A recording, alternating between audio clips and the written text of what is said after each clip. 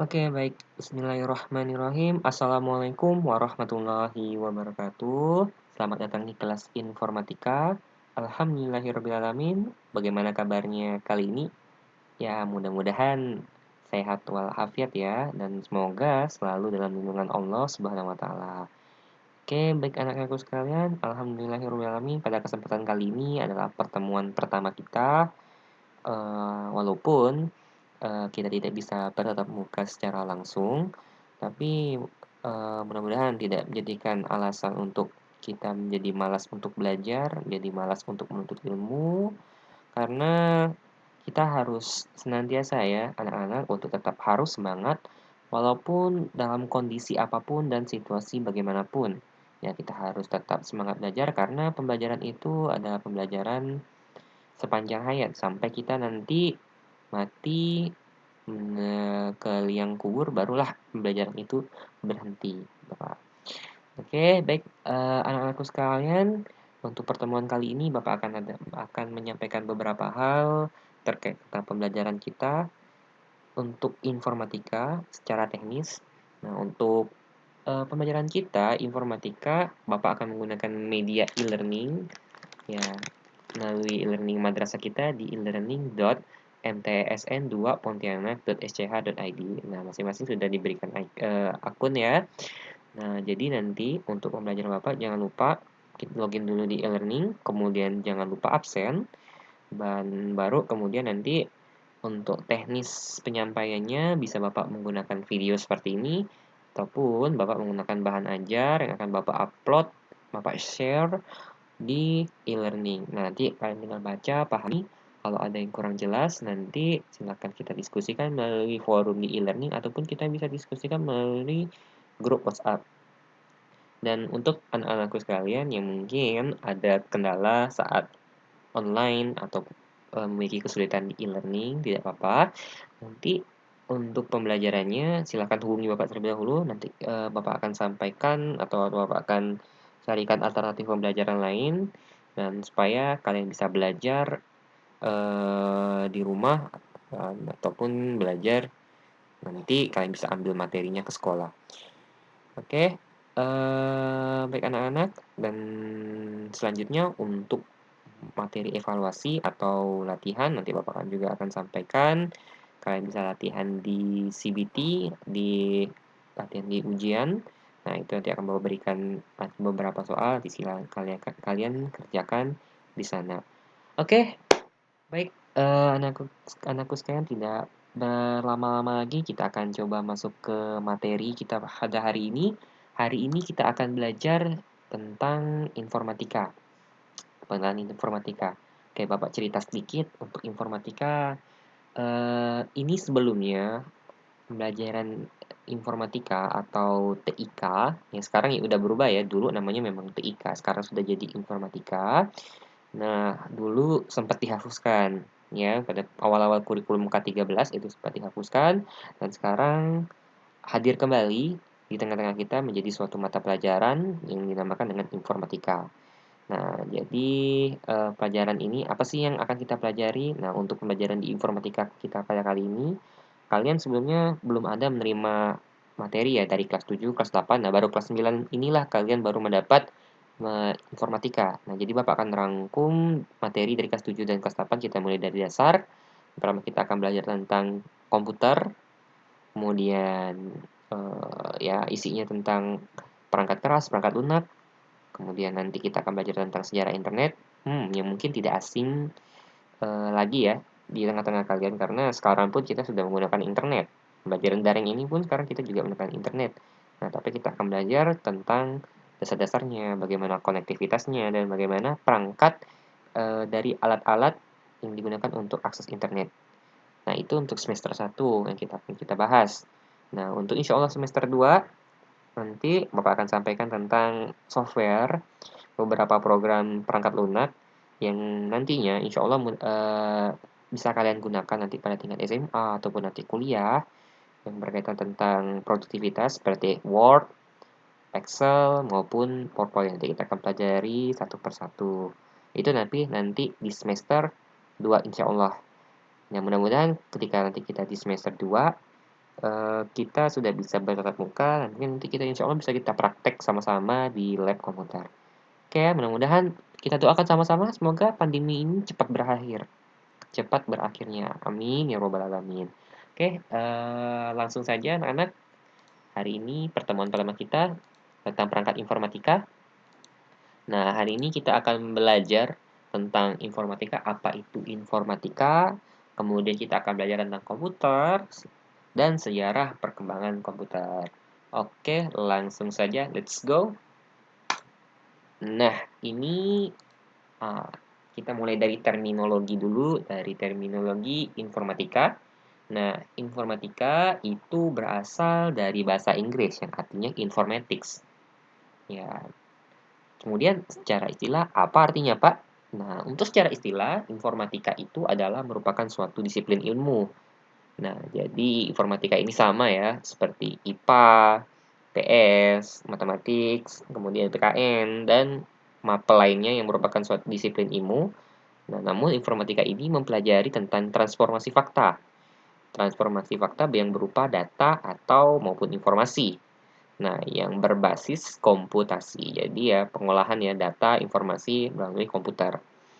Nah, apa-apa saja aspek-aspeknya? Ada banyak, setidaknya ada 6 aspek di informatika. Ada sistem informasi, kemudian ada ilmu komputer, ilmu informasi, teknik komputer, aplikasi informasi, dan sistem informasi manajemen. Nah, nanti untuk detailnya nanti bisa kalian pelajari di bahan ajar Bapak yang Bapak berikan di e-learning.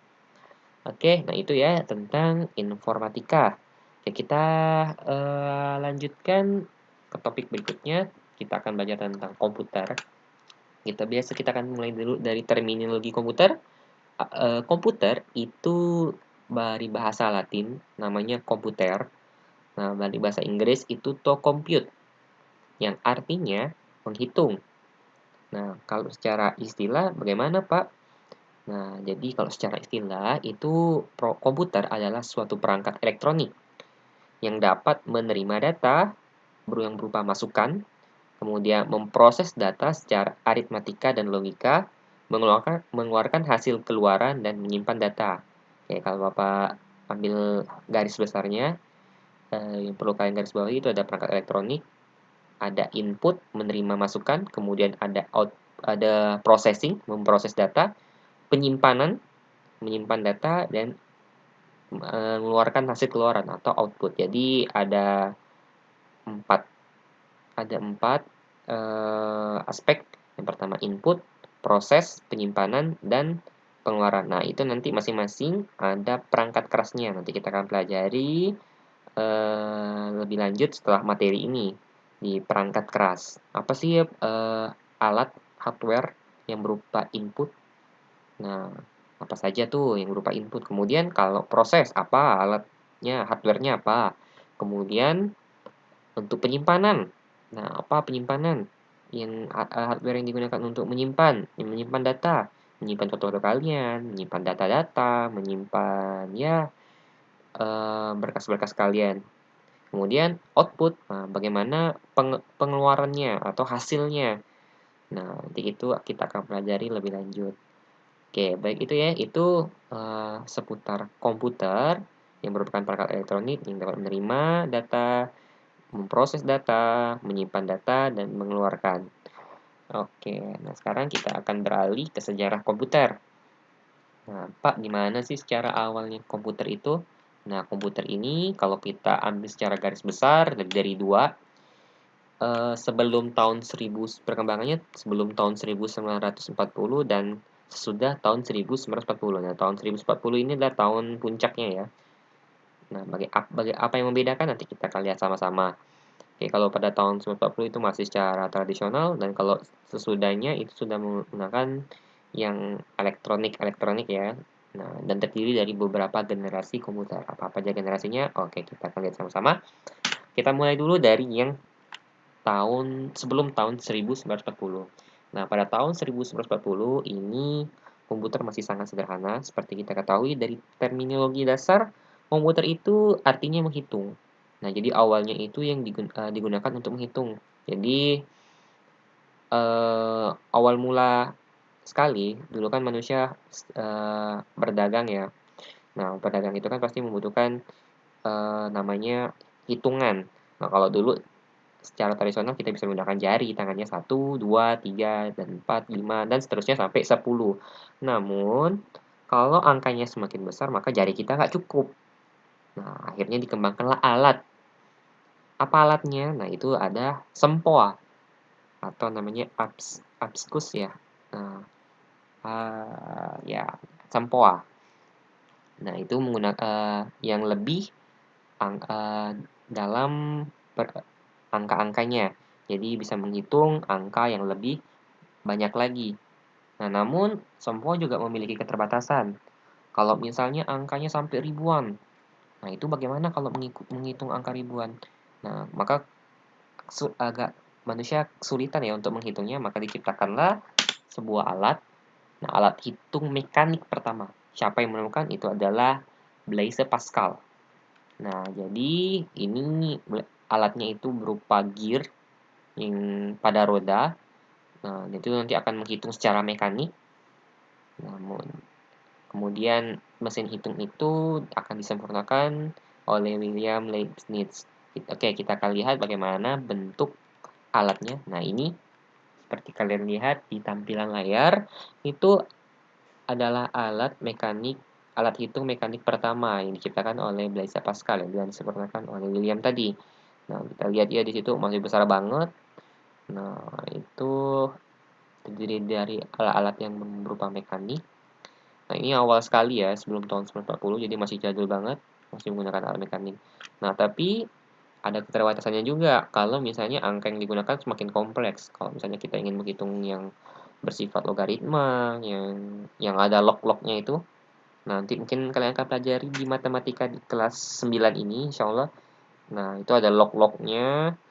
Nah, bagaimana kalau misalnya yang log-log itu kan banyak dan riweh gitu kan, ribet. Akhirnya dibuat lagi lah sebuah alat. Nah, ini disebut sebagai alat analytical engine. Siapa yang menemukan? Itu adalah Charles Babbage. Nah, bisa kalian perhatikan di sebelah kanannya itu adalah alatnya. Ya, kompleks sekali ya, rumit sekali alat-alatnya. Nah, jadi itu digunakan untuk menghitung angka yang lebih kompleks lagi. Siapa penemunya? Charles Babbage. Nah, Charles ini disebut juga sebagai bapak komputer karena dari inilah cikal bakal komputer modern eh, terbentuk ya, dari inspirasinya dari ini. Oke, ini masih bentuknya yang taktikal ya, analytical ya, masih masih mekanik punya. Oke, selanjutnya, nah kita akan beralih ke komputer setelah tahun 1940. Nah, ini sudah mulai ranahnya industri elektronik. Nah, komputer pada tahun 1940 ini terdiri dari generasi 1, 2, 3, 4, dan 5.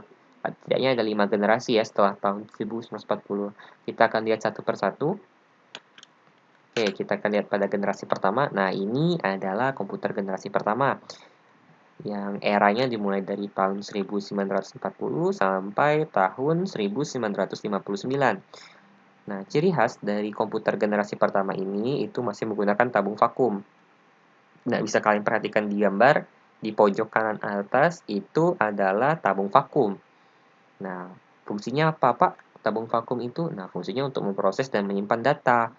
Nah, jadi tabung vakum ini nanti disusun, setidaknya ribuan.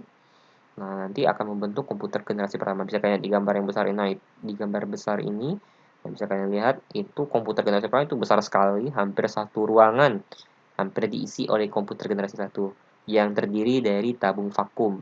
Nah, yang ukurannya itu kayak lampu gitu bentuknya. Nah, namun kelemahan dari komputer generasi satu ini, ya dia mudah terbakar dan cepat panas. Ya kita tahu kan karena ini bahannya terbuat dari kaca. Kalau kaca kena panas sedikit aja nanti dia mudah retak dan pecah. Nah, itu ya kelemahan dari komputer generasi satu. Dan akhirnya eh, Untuk mengatasi hal demikian, dibuatlah komputer generasi kedua. Nah, jadi bagaimana komputer generasi kedua? Nah, komputer generasi kedua, nah ciri khasnya itu menggunakan transistor. Nah, jadi komputernya lebih kecil lagi dibanding dengan komputer generasi pertama yang menggunakan tabung vakum. Nah, ini kita lihat generasi kedua ini dimulai eranya pada tahun 1959 sampai 1964. Nah, di gambar kalian ini kalian bisa perhatikan di sebelah kiri itu ada gambar transistor, bentuknya seperti itu. Nah, kemudian di sebelah kanannya itu adalah komputer generasi kedua. Nah, itu terdiri dari beberapa transistor. Transistor ini menggantikan tabung vakum tadi yang besarnya minta ampun tadi itu ya hampir satu ruangan, sekarang udah mulai kecil. Nah, jadi pada generasi kedua juga ditemukan penyimpanan yang berbasis magnetik. Jadi menggunakan magnetik ya. Ini mungkin cikal bakal dari hard disk. Hard disk itu kan penyimpanan yang menggunakan magnetik. Ada cakram di dalamnya. Ini sebagai media penyimpanan. Nah, itu ya untuk komputer generasi kedua. Kita lanjut ke komputer generasi ketiga yang dimulai era pada tahun 1964 sampai tahun 1980.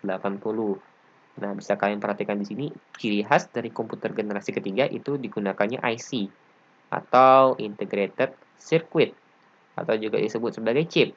Bentuknya kalian lihat tuh di pojok kanan bawah. Nah, itu adalah beberapa IC. Nah, jadi IC ini karena bentuk ukurannya semakin kecil, maka komputer generasi ketiga juga bentuknya semakin kecil. Nah, jadi bisa kita dapatkan trennya ya. Dari komputer generasi 1, 2, dan 3 bentuknya semakin kecil. Nah, di samping kalian, di sebelah kiri, itu adalah komputer generasi ketiga. Oke. Nah, tapi masih cukup besar ya. Masih kira-kira sebesar kulkas itu komputernya. Oke, bayangkan ya kalau misalnya kalian hidup di zaman komputer generasi 1, 2, dan 3, kalau misalnya udah pembelajaran online seperti ini, bisa kalian bayangkan komputer kalian itu satu kamar kalian. Jadi kalian ya penuh sesak nanti di dalam kamar kalian. Makanya kalian harus bersyukur, alhamdulillah sekarang udah komputer juga semakin maju, teknologi semakin maju. Nah, kalian tinggal menikmati hasil dari buah teknologi. Namun teknologi itu harus digunakan secara bijak. Jangan digunakan untuk hal-hal yang tidak bermanfaat. Nah, jadi gunakanlah teknologi itu untuk sesuatu yang bermanfaat seperti belajar, daring, atau mencari informasi, dan lain. Nah, kalian bisa mencari informasi itu secara mandiri. Nah, walaupun disediakan di e-learning, tapi kalian bisa explore, kalian bisa tanya Mbah Google. Nah, Mbah Google lebih tahu lagi tuh, lebih banyak lagi tuh informasi-informasi yang bisa kalian serap. Nah, oke, itu kita balik lagi ke sejarah komputer generasi ketiga. Oke, sudah sip ya. Komputer generasi ketiga dari tahun 64 sampai tahun 1980. Jadi pasti kalian belum lahir nih. Oke, Bapak juga belum lahir. Oke, selanjutnya kita akan beralih ke komputer generasi keempat. Nah, komputer generasi keempat ini dimulai tahun 1940 dan berlangsung sampai sekarang. Nah, jadi komputer generasi keempat ini bedanya kalau komputer generasi ketiga itu sudah menggunakan IC. Nah, kalau misalnya komputer generasi keempat ini sudah menggunakan mikroprosesor. Nah, apa itu mikroprosesor, Pak? Nah, itu bisa kalian perhatikan di gambar. Di sebelah kiri itu ada mikroprosesor. Nah, ada yang Intel. Nah, mungkin kalian udah tidak asing ya dengar kata-kata Intel itu merupakan suatu prosesor yang sekarang sudah sampai generasi 10 sudah sampai generasi 10 yang terbaru dan saingannya itu ada AMD. AMD itu juga sama-sama prosesor, namun beda perusahaan. AMD itu sekarang udah sampai Ryzen 7 dan sekarang yang terbaru Ryzen 9. Oke. Nah, itu adalah mikroprosesor. Nah, jadi mikroprosesor itu kan kumpulan dari beberapa transistor yang dipadatkan. Jadi makin kecil dia. Makin kecil sehingga ukuran komputer juga semakin kecil. Dari awalnya satu sebesar ruangan, komputer generasi pertama, kemudian setengahnya, kemudian generasi ketiga sebesar kulkas, nah generasi keempat ini makin kecil lagi. Nah, Terus kemudian pada generasi 4 ini menggunakan VLSI. Apa tuh? Very Large Scale Integration. Nah, itulah pokoknya itu yang di dalam mikroprosesor itu. Oke, nah itu komputer generasi keempat. Nah, sekarang ilmuwan sedang berusaha ya untuk membuat komputer generasi kelima. Walaupun generasi kelima ini belum sepenuhnya eh, bisa kita nikmati ya. Namun udah mulai sedikit-sedikit kita rasakan. Apa sih ini ciri khasnya? Nah, pada komputer generasi kelima itu yang sedang digadang-gadang adalah AI. Apa tuh AI? AI itu adalah Artificial Intelligence atau kecerdasan buatan. Nah, untuk komputer sendiri yang sudah memiliki AI masih belum ya, tapi untuk program-programnya sudah mulai ada. Kalian bisa contoh, bisa kalian lihat di situ. Misalnya kalau kalian sedang menggunakan aplikasi media sosial kayak gitu, kadang ada filter, nah bisa mendeteksi wajah, nah itu bisa menggunakan AI. Nah, jadi AI ini fungsinya untuk supaya alat itu memiliki kecerdasan seperti manusia.